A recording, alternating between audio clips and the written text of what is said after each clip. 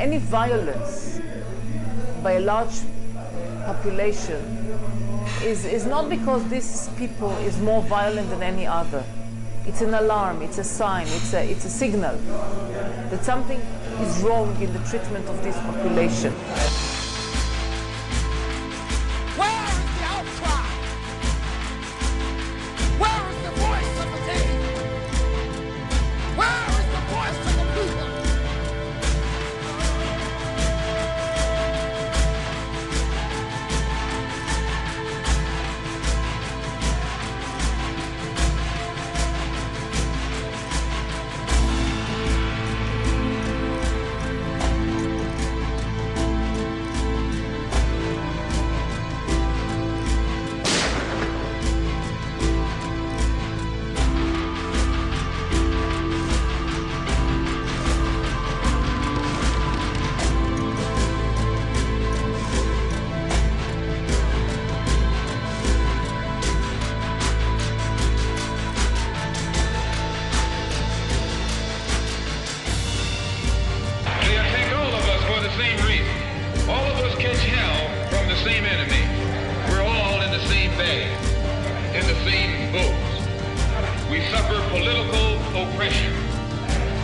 Exploitation and social degradation, all of them from the same enemy.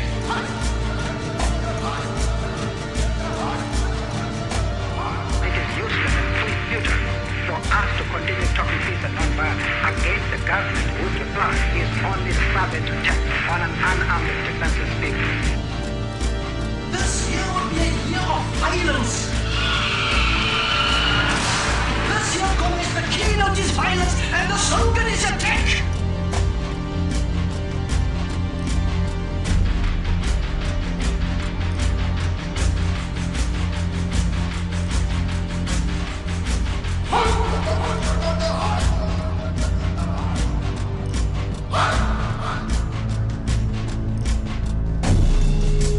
I am minded of young David.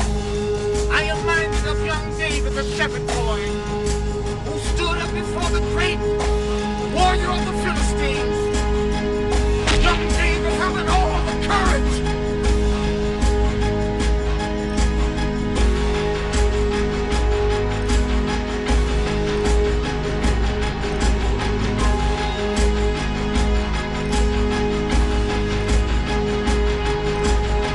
There must be someone somewhere. There must be someone. There's got to be somebody somewhere. There's got to be somebody somewhere that cares.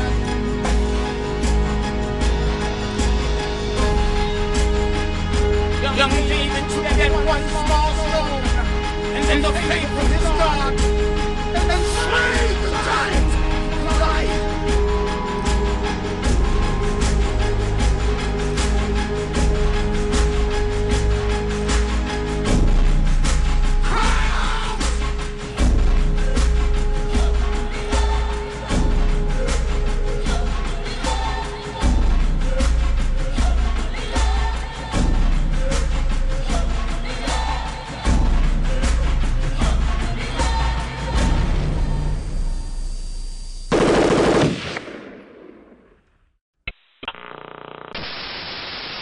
A Pathé dispatch shows the scene in Jerusalem as Jewish and Arab mobs clashed in the center of the city. It remains to be seen whether a threatened full-scale war will materialize. جنود يعتلون المنازل والقناصة لا يتورعون عن إطلاق النار على كل شيء يمر أمامهم بمن فيهم الصحفيين. As a journalist, the more you look into the issue of Israel and Palestine, the more you sense that something is not quite right. The images and the narration are out of sync, a little like a foreign film that has been awkwardly dubbed. بيوت مهدمة وطرق مدمرة وسيارات لم يعد يظهر منها إلا هياكلها، أما الطعام والدواء فوجوده نادرا. As you look into it for yourself, you begin to suspect that there is something extremely odd going on. The more you look into it, the more you begin to feel it is not just odd, it is deeply disturbing.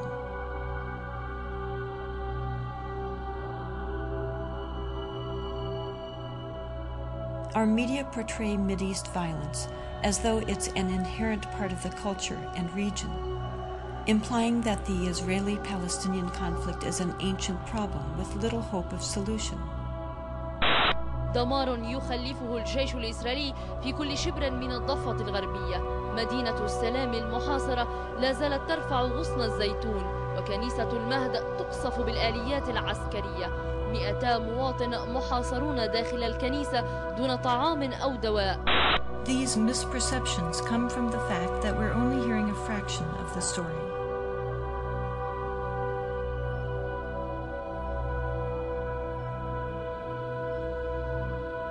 You are about to witness images and testimony largely hidden from mainstream America.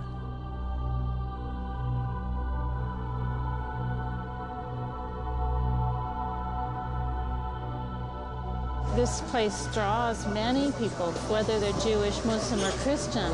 This is a holy place to significant numbers of us in the world. We all have an interest in sort of seeing what is this land and what's the situation here. And once you come, if you open your eyes at all, you can't miss the problems and the patterns that are here.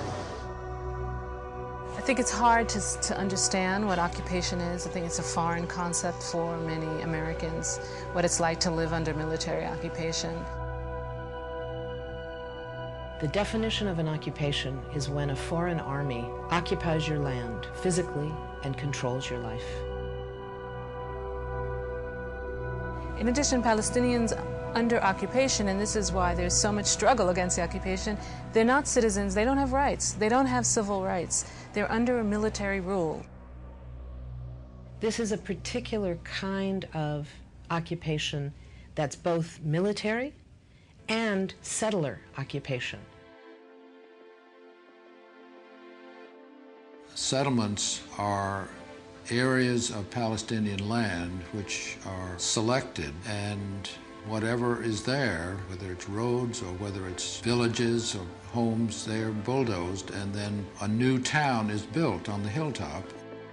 One very good friend is Rodina Jabber, and she and her husband Atta have land in a rural valley near here called the Ba'a. And it's pretty clear these settlements want this land. It's some of the best agricultural land around here. So that valley has had repeated home demolitions. Rodina herself has lived through 2 home demolitions. They're living now in their 3rd house.